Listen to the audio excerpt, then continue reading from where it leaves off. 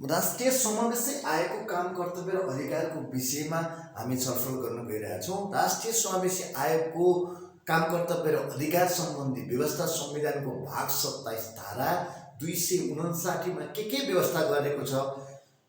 खस आर्य, पिछडिएको क्षेत्र, अपाङ्ग, किसान, श्रमिक, सीमान्तकृत वर्ग, यस्ता समुदायहरूको सँग रिलेटेड कानुन तथा तिनको अधिकार सम्बन्धी अध्ययन गर्ने कुराहरू पनि यसमा हामी छलफल गर्छौँ। अथवा कस्ता कस्ता अधिकारहरू छन् र कसरी अध्ययन गर्नुपर्छ, अध्ययन गरेर नेपाल सरकारलाई सुझाव पेश गर्नुपर्छ कि पर्दैन। माथि उल्लेखित खस आर्य, पिछडिएको वर्ग, सीमान्तकृत वर्ग, श्रमिक, किसान र आर्थिक रूपले कर्णाली क्षेत्रका व्यक्तिहरू र आर्थिक रूपले पिछडिएका व्यक्तिसँग सम्बन्धित नीति तथा कार्यक्रमहरूको प्रभावकारी कार्यान्वयन भएको छ कि छैन, त्यसको अध्ययन अनुसन्धान गर्ने काम यसले गर्छ कि गर्दैन, अथवा यी व्यक्ति यी माथि उल्लेखित वर्गहरूको बारेमा यिनीहरूको सँग रिलेटेड नीति तथा कार्यक्रमहरूको अध्ययन गरी त्यसलाई पुनरावलोकनको लागि नेपाल सरकारलाई पठाउनु पर्छ कि पर्दैन। पिछडिएको क्षेत्र र सीमान्तकृत वर्गहरूको लागि बारम्बार फ्रिक्वेन्टली तिनको राज्यमा प्रतिनिधित्व के छ, प्रतिनिधित्व भएको छ कि छैन, समावेशीकरण राज्यका अङ्गहरूको प्रतिनिधित्व अवस्था के छ, त्यसको बारेमा यसले आयोग पठाउनु यसले सिफारिस गर्नुपर्ने कि नपर्ने। त्यस्तै गरी जनगणना लगायतका सीमान्तकृत वर्गहरू, अल्पसङ्ख्यक वर्गहरूको जनगणना ह्युमन इन्डेक्सका आधारमा त्यसको नामहरू चेन्जमेन्ट गर्ने काम कारबाही पनि समेत यसले गर्छ कि गर्दैन। अथवा राष्ट्रिय समावेशी आयोगको काम कर्तव्य र अधिकार मध्ये कुनै काम कर्तव्य र अधिकार चाहिँ उसले आफ्नो अध्यक्ष, सदस्य र नेपाल सरकारले तोकेको कुनै अधिकारीलाई तोकिएको शर्तमा रही कार्य सम्पादन गर्न चाहिँ यसले रिकमेन्ड गर्छ कि गर्दैन। अन्य काम कारबाहीको विषयमा काम कर्तव्य अधिकार र अन्य व्यवस्था सम्बन्धी यो सङ्घीय कानुन बमोजिम यसलाई डिक्लेयर गर्छ वा कुनै कानुनले यसलाई गाइड गर्छ, यसको बारेमा हामी ओभरअल भ्यू यहाँ ब्लेड वाइज डिस्कस गर्छौँ। Let's come on. अब जाउँ तपाईँको नम्बर 1 के छ भने संविधानको भाग 27 धारा 259 मा राष्ट्रिय समावेशी आयोगको काम कर्तव्य र अधिकारको बारेमा क्लियर गरेको छ। राष्ट्रिय समावेशी आयोगको काम कर्तव्य र अधिकार संविधानको भाग 27 धारा 259 मा व्यवस्था गरेको छ। अब नम्बर 2 मा जाउँ। नम्बर 2 मा के छ भने खस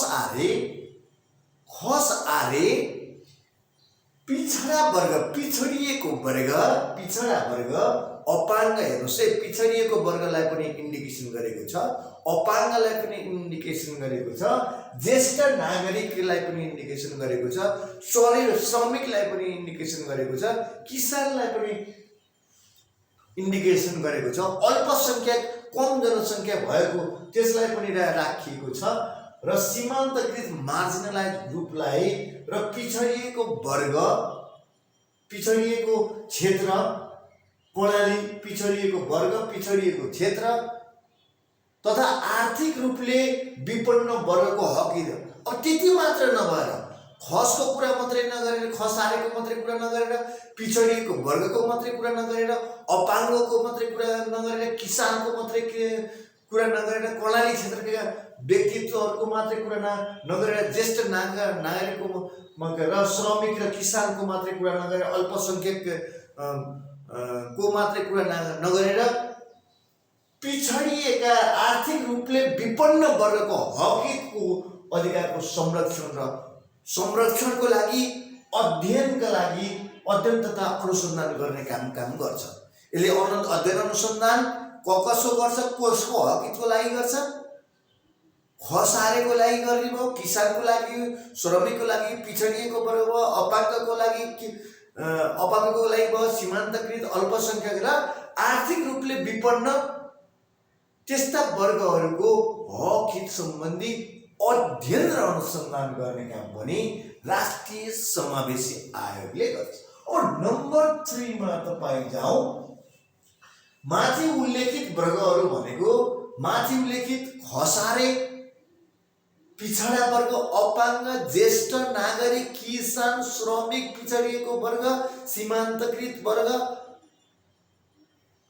अल्पसंख्यक र अल्पसंख्यक, पिछडिएको क्षेत्र, आर्थिक रूपले विपन्न क्षेत्रहरूको वर्ग, समुदाय र क्षेत्र, तीनवटा कुरा माथि उल्लेख गरेको छ। माथि उल्लेख गरेको छ एउटा वर्ग, एउटा क्षेत्र र समुदायलाई, तीनवटा समुदाय, तीनवटा क्याटेगोरीमा यसको राखिएको छ।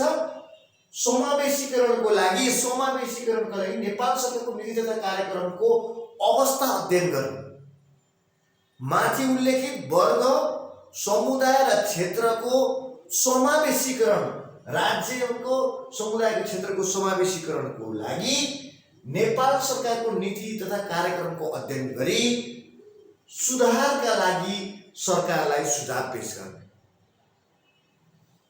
कुनै वर्ग, समुदाय र क्षेत्रको हक सम्बन्धी समावेशीकरण सम्बन्धी नीति तथा कार्यक्रमका बारेमा अध्ययन अनुसन्धान गर्छ।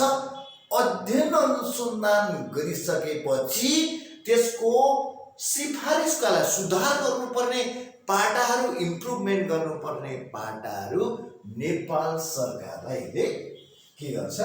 सुझाव पेश गर्छ है। अब नम्बर 4 मा उल्लेखित वर्ग, समुदाय र क्षेत्रको राज्य संयन्त्रमा उचित प्रतिनिधित्व भएको छ कि छैन? ती पिछडा वर्ग, खसारे, किसान, श्रमिक, अपाङ्ग, सीमान्तकृत, अल्पसंख्यक, पिछडिएका, आर्थिक रूपले पिछडिएका वर्गहरू राज्यको प्रतिनिधित्व, हरेक सेक्टरमा प्रतिनिधित्व उचित, राज्य संयन्त्रमा उचित प्रतिनिधित्व छ कि छैन? त्यो हुनु पर्यो। छ कि छैन भए नभएको अध्ययन गरी नीति तथा कार्यक्रम अपडेट र पुनरावलोकन गर्न नेपाल सरकारलाई के गर्छ? सुझाव पेश गर्छ। राज्य संयन्त्रमा माथि उल्लेखित खसारे, किसान, श्रमिक, पिछडिएको क्षेत्र, अपाङ्ग लगायतका अल्पसंख्यक, सीमान्तकृत र इकोनोमिकली डिप्राइभ ग्रुपहरू, ती ग्रुपहरू चाहिँ राज्य संयन्त्रमा इन्क्लुड भएका छन् कि छैनन्? प्रतिनिधित्व, राज्य उचित प्रतिनिधित्व भएको छ कि छैन? प्रोपर रिप्रेजेन्टेसन छ कि छैन भनेर त्यसको बारेमा अध्ययन गरी नीति तथा कार्यक्रम तय गर्न नेपाल सरकारलाई, छैन भने छ भने ओके, इम्प्लिमेन्टेसन कस्तो छ, छैन भने नेपाल सरकारले त्यो नीति तथा कार्यक्रम उचित प्रतिनिधित्वको लागि, नीति तथा कार्यक्रमको लागि नेपाल सरकारलाई यसले सिफारिस गर्ने।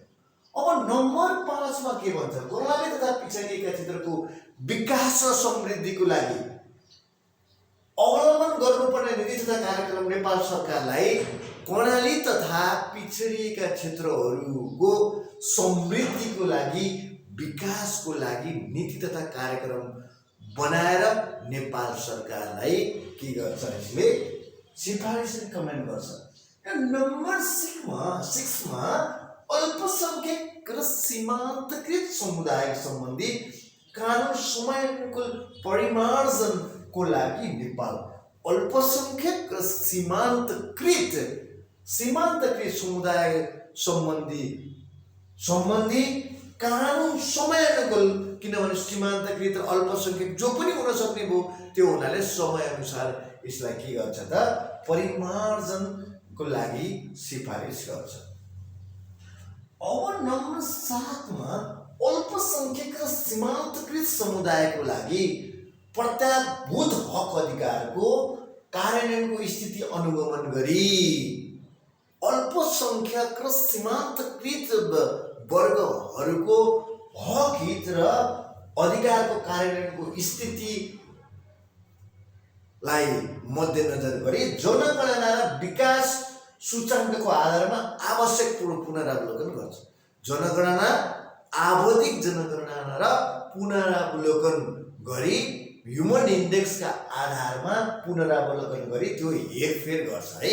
यसको मिनिङ अल्पसंख्यक र सीमान्तकृत समुदायको विषयमा आवधिक जनगणना र ह्युमन इन्डेक्सको आधारमा त्यही थपघट गर्नुपर्ने पुनरावलोकन गर्नुपर्ने काम पनि यसले गर्छ। मैले अगाडि पनि भनिसकेँ, नम्बर 8 मा राष्ट्रिय समावेशी आयोगले कुनै पनि आफ्नो अधिकारहरू, कुनै अधिकार त्यसको अध्यक्ष, सदस्य र नेपाल सरकारले तोकेको कुनै पनि व्यक्तिलाई कुनै परिधि र एउटा क्राइटेरियाको आधारमा उसले प्रयोग र पालना गर्नको लागि अधिकार प्रत्यार्जन गर्न सक्छ। राष्ट्रिय समावेशी आयोगको काम, कर्तव्य र अधिकार तथा त्यस सम्बन्धी अन्य व्यवस्था सङ्घीय कानुन बमोजिम हुन्छन्। अब यसरी संविधानको भाग 27 धारा 259 मा खसारे पिछडिएको वर्ग, किसान, श्रमिक, अल्पसंख्यक, मार्जिनलाइज ग्रुपहरू र आर्थिक रूपले विपन्न व्यक्तिहरू, पिछडिएका क्षेत्र, कर्णाली लगायतका क्षेत्रहरूको त्यसको बारेमा नीति तथा कार्यक्रम बनाउने काम पनि त्यसले गर्छ र त्यस सम्बन्धी नीति तथा कार्यक्रम नेपाल सरकारले ती पिछडिएका वर्गको बनाएको नीति तथा कार्यक्रम प्रोपर इम्प्लिमेन्टेसन छ कि छैन त्यसको अनुगमन गर्छ र त्यहाँ कमी कमजोरी भए सुझावको लागि नेपाल सरकारमा पठाउँछ। ती व्यक्तित्वहरू नेपाल सरकारको विभिन्न संयन्त्रहरूमा इन्क्लुड छन् कि छैनन्, नभएको त्यसको बारेमा पुनरावलोकन गर्ने, अध्ययन अनुसन्धान गर्ने र नेपाल सरकारलाई समेत सिफारिस गर्छ। अल्पसंख्यक र सीमान्तकृत व्यक्तिहरू, अल्पसंख्यकको विकास, तिनीहरूको चाहिँ अध्ययन अनुसन्धान गरी अल्पसंख्यक को हो, कसरी अल्पसंख्यक राख्ने, चेनफेन गर्ने कि नगर्ने, यी विषयमा राष्ट्रिय जनगणनाको आधार र ह्युमन इन्डेक्सको आधारमा चेनफेन गर्छ, पुनरावलोकन गर्छ। पिछडिएको क्षेत्र विकास र समृद्धिको लागि नेपाल सरकारलाई, कर्णाली लगायतका अन्य पिछडिएका क्षेत्रहरूको विकासको लागि नेपाल सरकारलाई प्रतिनिधित्व गर्छ र आफ्नो काम प्रत्यार्जन अध्यक्ष, सदस्य र नेपाल सरकारको कर्मचारीलाई दिने हुने रहेर काम गर्छ। अन्य काम कारबाही गर्नु पर्यो भने त्यो काम कारबाही के गर्छ त सङ्घीय कानुनको अधीनमा रही यसले आफ्नो काम कार्य व्यवस्थापन गर्ने गर्छ, जुन चाहिँ संविधानको भाग 27 धारा 259 मा व्यवस्था गरिएको छ।